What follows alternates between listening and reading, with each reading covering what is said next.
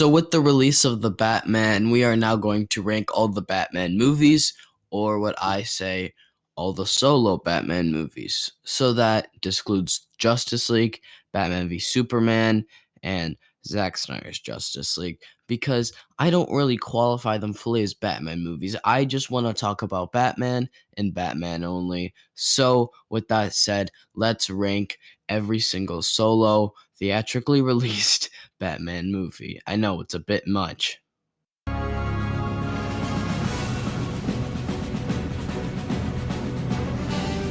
Okay, let's just get this over with. Batman and Robin is a very insanely generic movie that is cheesy, corny. You get the idea. This movie has been hated on to death. People hate this movie with a passion, and while I don't hate it as much as other people, it's still a bad movie in almost every sense of the word. So, yeah, Batman and Robin, obviously not a great movie. I don't want to talk about it very much. I don't feel like I have much to add or much to discuss. Moving on.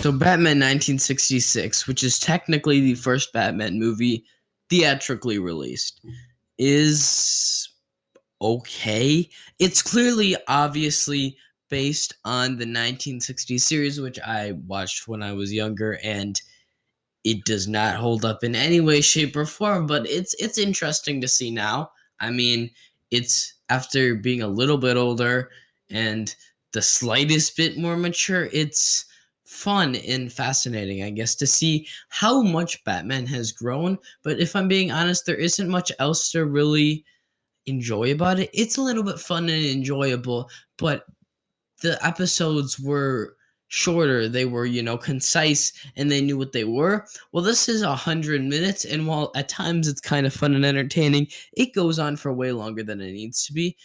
They didn't need to make a movie out of this. I don't know why they did, because I guess to make money, but it's fun, but I would not see this in theaters if I had the opportunity to. If I was a little kid in the 60s, I probably would be pretty bored by this, not gonna lie, because it's just too long for, what it is. But overall, I guess it's somewhat of a fun time, but this didn't need to be made if we're being honest with ourselves here.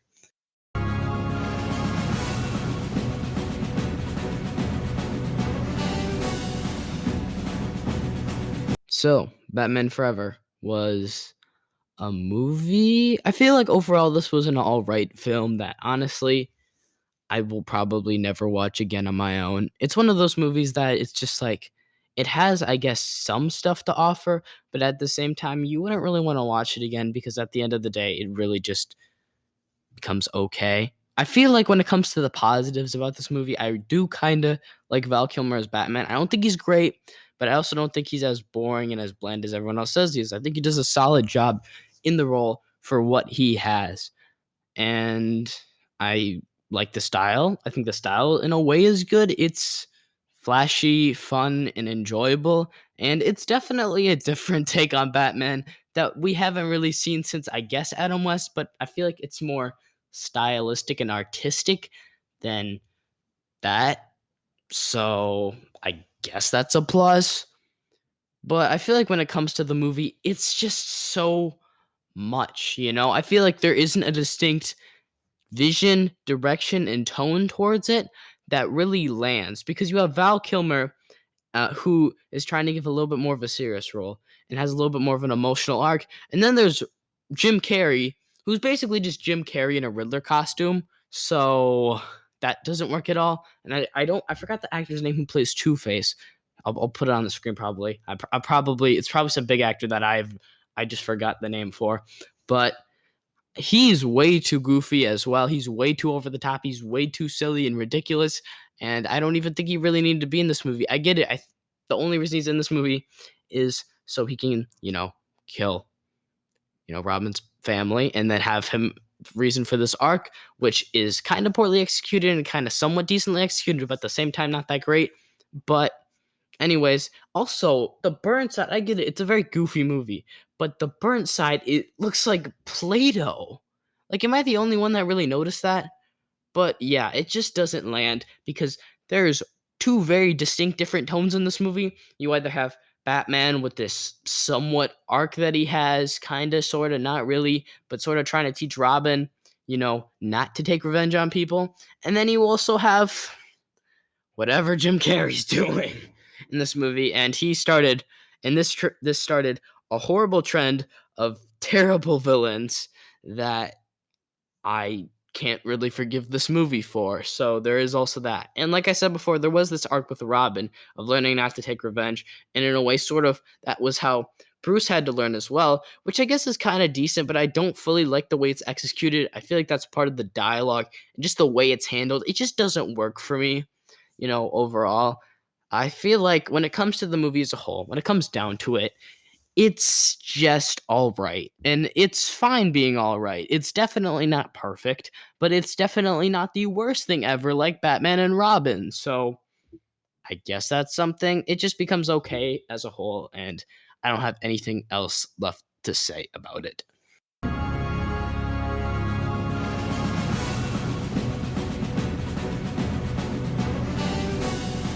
Now, The Batman was originally a movie that I put on my favorites list. In fact, I've had it on there for quite some time now, and while I haven't rewatched it recently, I have thought about the movie a bit more, and I've contemplated, do I really love this movie, or do I just pretend to love this movie? Because it's a film that I really want to love. I really want to feel like I absolutely adore this movie because there's so many good things about it that they get right.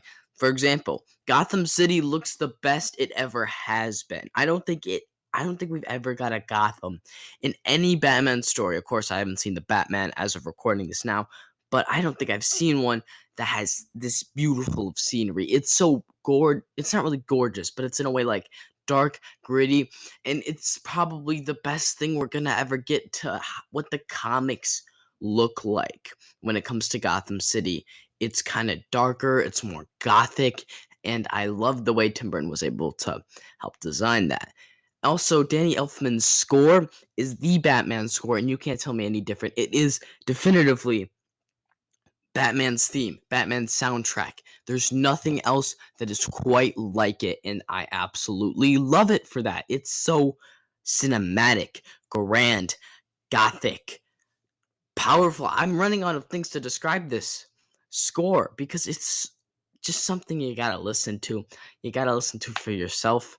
It's such a treasure. Also, Jack Nicholson gives a great performance as the Joker, and while I do have issues with the Joker as a character, he gives a phenomenal performance, and he feels like the Joker in a lot of ways. Even with how they change him and such, you can feel that Joker vibe with Jack Nicholson's performance.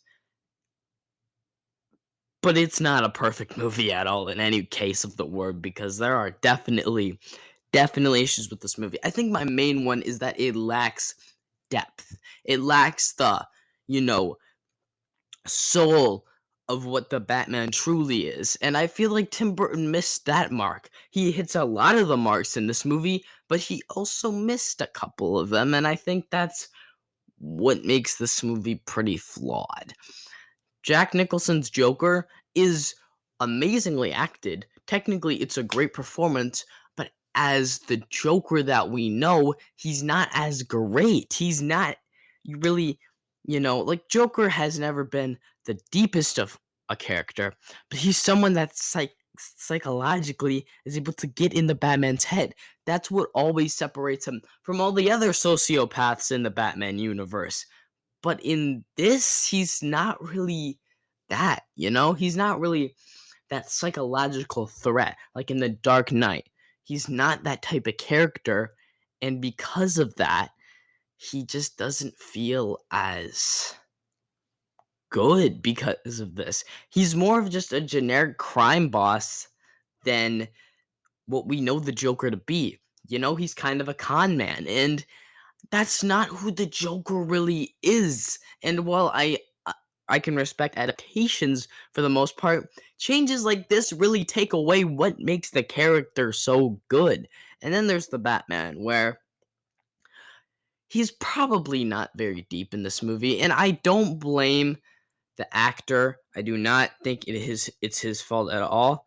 He really tried to give us a very, very good Batman. I don't know why I can't remember his name right now. I know I kind of look like an idiot for that, but whatever. But my point is, he really tried to give us a really, really good Batman.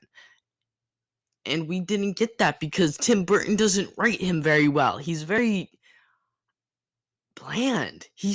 There's not much that's interesting about him. We don't get to explore his character. And sometimes it feels like they forget that the Batman is the main character with a lot of these movies. A lot of it feels like the Batman is not really that deep or fleshed out. And that's kind of shown in this movie. Batman is not very deep in this. And I don't know. The whole thing with Joker apparently being the actual murderer of Batman's Bruce Wayne's parents. I do not like that direction. I hate the way they took that. I don't think it really added much. I It's just not good. It just is it's not good, you know?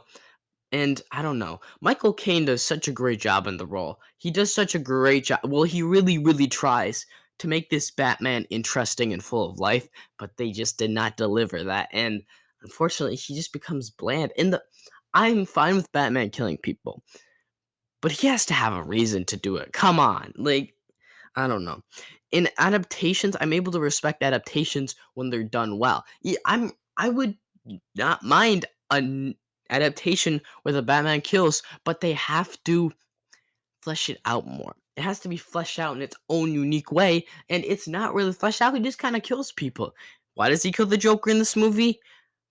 Because he killed his parents. And it's not like there's a fight and conflict when he does that. There's no fight. He just kills him. He just kills him, which is stupid. And I mean, I don't want to be like say like Batman has to be like this or Batman has to be like that. It can only be like this because it doesn't need to be that way. But it should come on. You have to flesh it out more. You have to flesh the character out. And they don't do that in this movie. And I know it seems like I hate this movie. I don't. I really like this movie. But it gets so much wrong that I can't deny this movie has a lot of problems to it. Now, I do like it. I think it's solid, but it definitely gets a lot of things wrong that I just can't ignore anymore.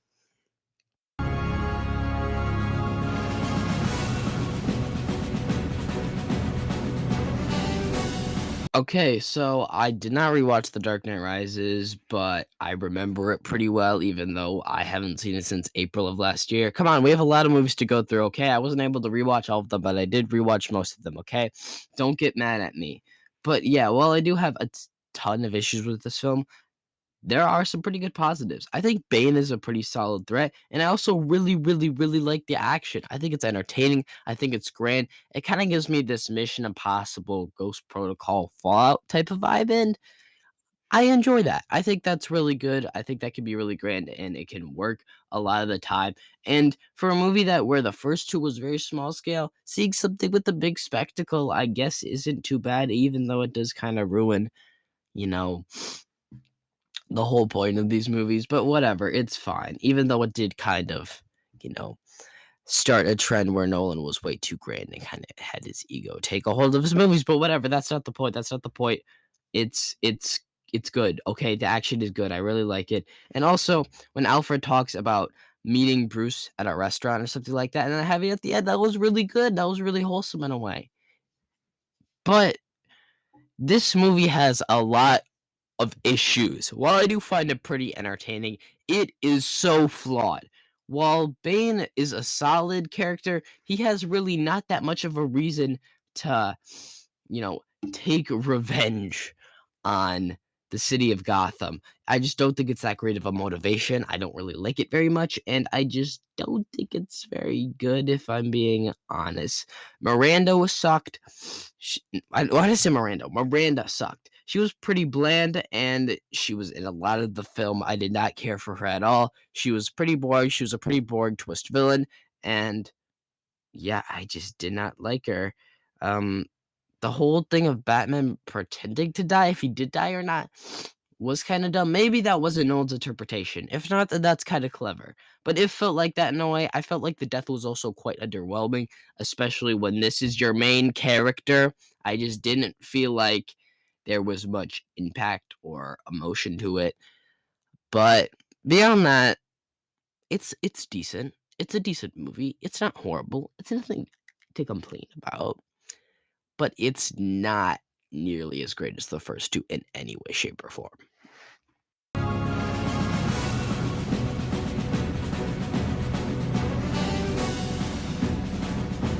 Batman Mask of the Phantasm is probably the most underrated Batman movie on this list. Now, while there are some great ones that not as many other people appreciate that are also on this list, come on. It's just a really great movie that understands Batman, which is because this is the animated series. This is a movie that is kind of based around the world of the animated series, which is a series that is known for understanding Batman, which is, I think, great. Now, they do have the Joker in here, which does kind of annoy me a bit, but I think he's tied in well. You know, he ties it in a way where he's not overly used, but he's not underly used, and I think it works pretty well.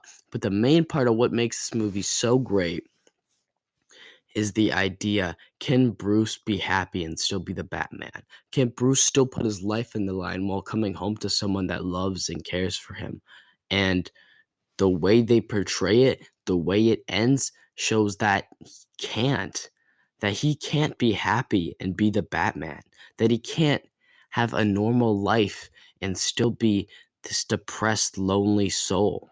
He can't do that because the only way for him to become the Batman is for him to be that person that lost his parents and never wants anyone else to lose them again. He has to be in that mindset in a way because that's how he becomes the Batman. That's why he became the Batman. And he can't come out of that. He can't just magically decide to become the Batman or be the Batman in certain situations while he's living a normal and happy life because that's not who the Batman is. And while this is a depressing reality to face, this is a depressing reality for us all to face because we want Bruce to be happy because people that love the Batman still care for him so much and still want him to live a happy life. We know that's impossible because that's not how the Batman started.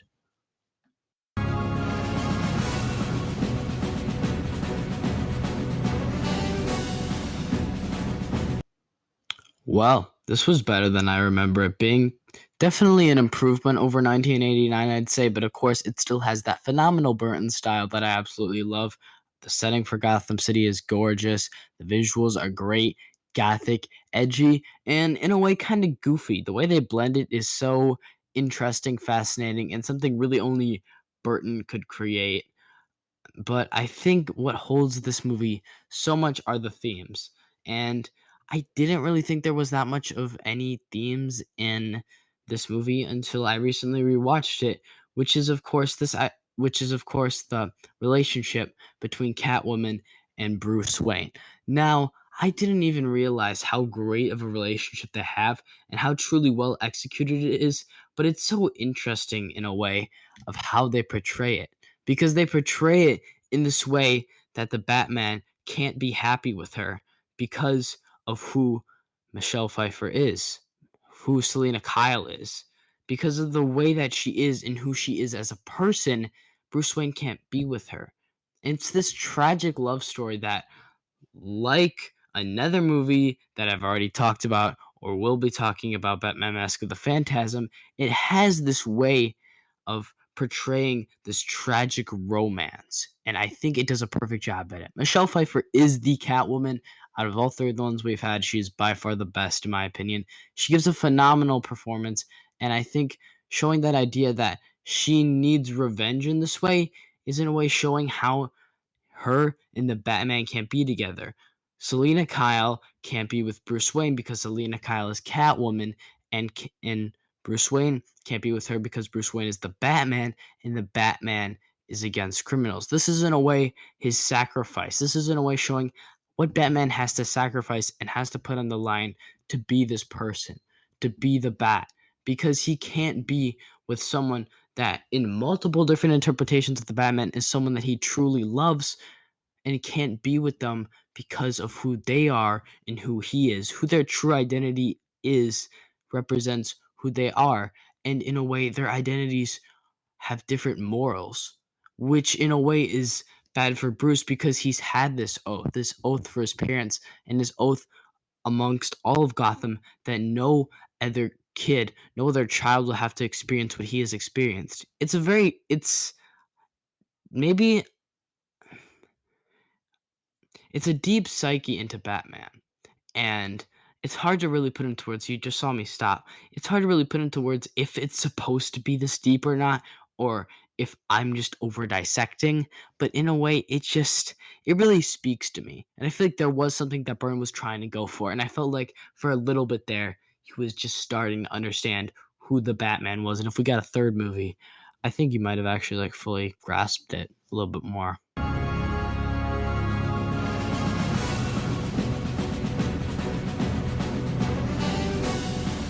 Okay, so Batman Begins. Now I haven't watched this movie in like about 6 days, over a year, and I don't care. Okay, I'm still gonna talk about it anyways. It doesn't matter. I still remember the movie, and I remember it being quite good. I really like the character arc, the character development that Bruce Wayne goes through in this movie, and seeing him succeed through that, push through that, and become the man he is as the Batman is great. I love Batman stories where either he's a lot younger or a lot older. I feel like anytime he's in the middle where he's already got everything figured out and like he's like, at a different spot in life, I feel like it's always like hard to communicate and connect with him.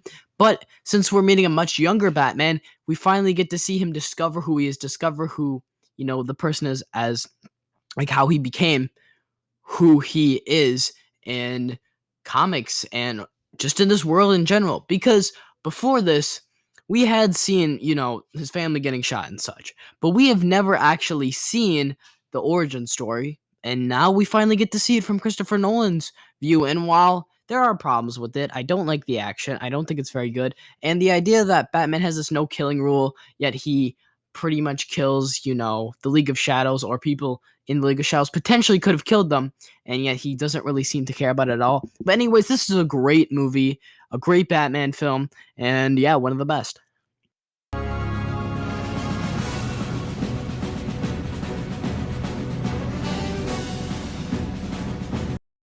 Okay, now out of every Batman movie, this one is probably the most fun. I think this is a very entertaining movie in a lot of ways. I think a lot of that has to do with the animation and the really great self awareness. I think this movie really is self aware of Batman lore and pop culture references in a way, but they're not overly used in a generic way. They're used in a very clever way. And while you could say maybe they don't really fit the story, they are incorporated so well and are so clever and funny and well done that it's just you don't really care if they're unnecessary or not because they're just really, really good and entertaining. There's even a Marvel reference in this movie, which I did not expect at all. And yeah, I think it has some very entertaining little, Easter eggs, like kind of how Spider Verse did it. Well, this was before Spider Verse, obviously, but like how Spider Verse at the beginning kind of has those Spider Man Easter eggs and stuff like that. The Lego Batman movie did that, and they did it a year before, which is, I'm not saying either of them copied one another. You get the idea. It's just a little comparison. But I think one really great thing about this movie is the idea that Batman is trying to in a way open up, or like how he's afraid to open up at the beginning of the movie, is afraid to interact with other people, is afraid to let other people in because of how he lost his parents. And that is something that hasn't really been tackled too much besides in like Mask of the Phantasm. That's all I can really think about off the top of my head, to be honest, because it's such a great idea. It's such a great concept that hardly is ever tackled in Batman movies, and I think it should be tackled a lot more because it's a great idea. It's a huge part of Batman, and it can work really well. This movie shows that. Mask of the Phantasm shows that, and yeah, but going into the themes, the idea that Bruce can't let anyone in, because that's what the Batman stands for, right? He's someone that is doesn't want anyone else to lose someone or have any kid lose their parents ever again. Because of that, that's why. And since that happened to him, he's afraid to let other people in.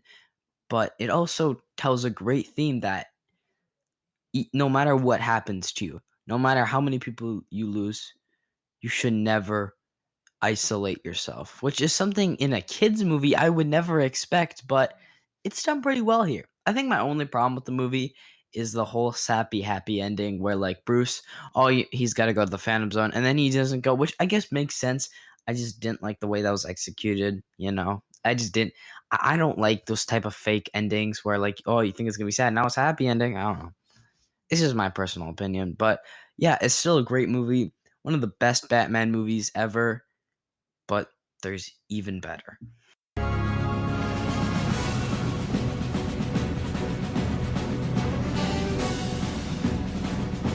Okay, so the Batman. The only reason I really wanted to make this video. Well, I did do a video essay on it, so if you want to know my more in-depth thoughts, you can check that out.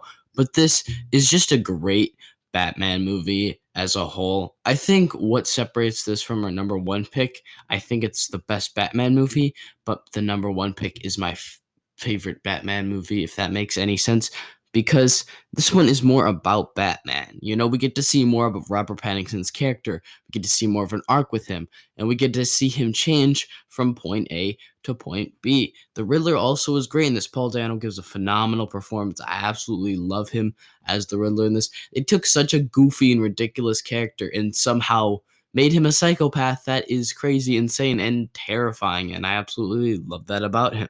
Jim Gordon was pretty all right. I really love the way Gotham looks. I really love the soundtrack, the visuals. It's just a great movie overall with very little problems with it. And it's so rewatchable as well. That's one thing I got to bring up. I watched this movie twice in the theater, and honestly, I would go and see it a third time. I would go and buy this movie on Blu-ray and constantly rewatch it over and over again because for a 3-hour movie, it really entertained.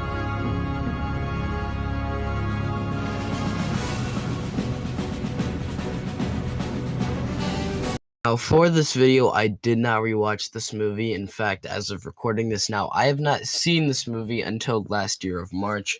But come on, I've watched this movie so many times, and I remember it so well that, I mean, it doesn't really matter at the end of the day. We all knew this movie was going to be at least really high on the list because it is so great. I love the way the tension is crafted.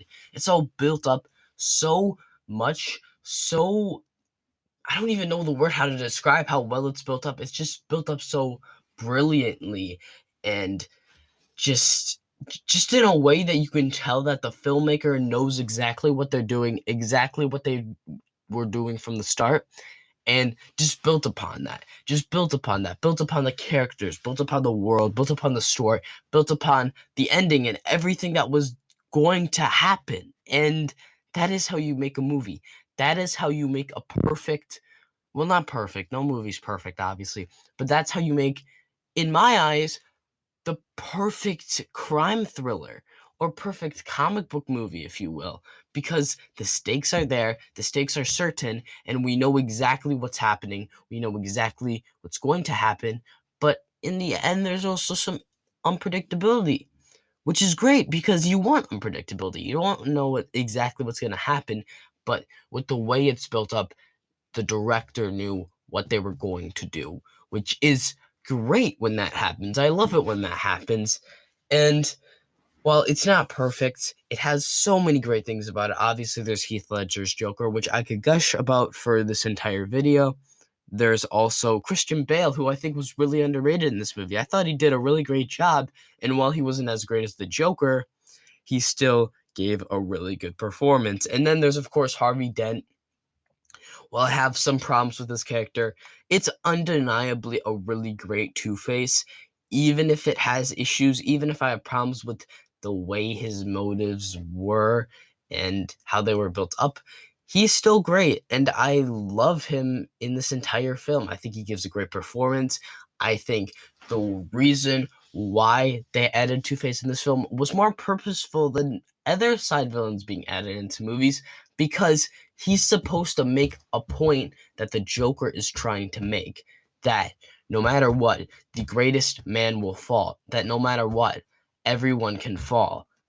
And that is something beautiful. That is something not really beautiful is the word, honestly. It's probably the exact opposite.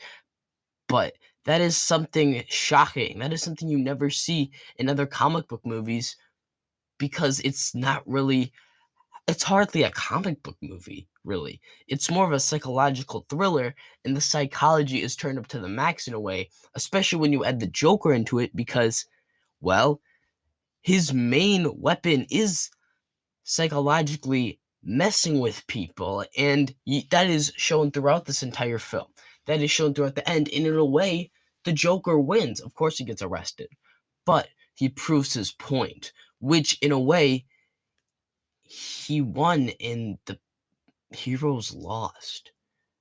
And you normally don't see that. What other movies can you name in comic book films where the hero has lost? Infinity War? This movie, and that's probably it if we're being honest with ourselves here. There are very few other comic book movies where the bad guy or whatever wins. And that's what makes this movie so powerful. That's what makes this movie so amazing. There's so many other things I haven't touched on that I could touch on. This movie, you could give it a 30-minute video essay. I could talk about this movie for the rest of the video, but I'm not going to do that. This is a perfectly crafted movie. This is how you make cinema at its finest. And I don't even know where to end this off. It's almost perfect. It's a great movie. Hey everyone, so that's going to be it for the video and everything like that. I kind of want to try this whole outro thing because I just say bye and then I just end the video, and I kind of want to do a little bit more than that. So yeah, I guess we'll just do that, give this, a try. So yeah, I've wanted to do this video for a while because, the Batman came out and everything, and that's such a great movie, and because it was so great, it made me want to update my Batman ranking. And I know a lot of people probably wanted me to add in Batman v Superman and the Snyder Cut and all that stuff, but I felt like it would just be a little bit too much extra work, and I kind of want to just focus on solo Batman movies. I just didn't feel like rewatching like 3 more hours and then rewatching 4 more hours of, 2 DCEU movies and stuff like that. And it's not like I don't like them, it's just I didn't really feel like watching them. So yeah, that's just why I didn't talk about that, and why I didn't really want to talk about them at all. But yeah, honestly, I've really grown with the Batman movies. I feel like 6 and up are all like, 4.5 stars for me and all that stuff. They're all really great movies. And then, there's a couple of movies after that that are, pretty decent. But for the most part, 6 and up is like the ones I really, really like. But yeah, I think to close this out, go check out my Letterboxd and stuff like that. I rated all those movies. I reviewed the majority of them. The majority of those reviews, are on my Letterboxd page and stuff. And if you want to keep yourself updated with, all the stuff that I watch, go check my Letterboxd out, because the link is on the About page. You can just, click to About, and then you'll find it there. Yeah, that's going to be it for the video. I hope you guys enjoyed this.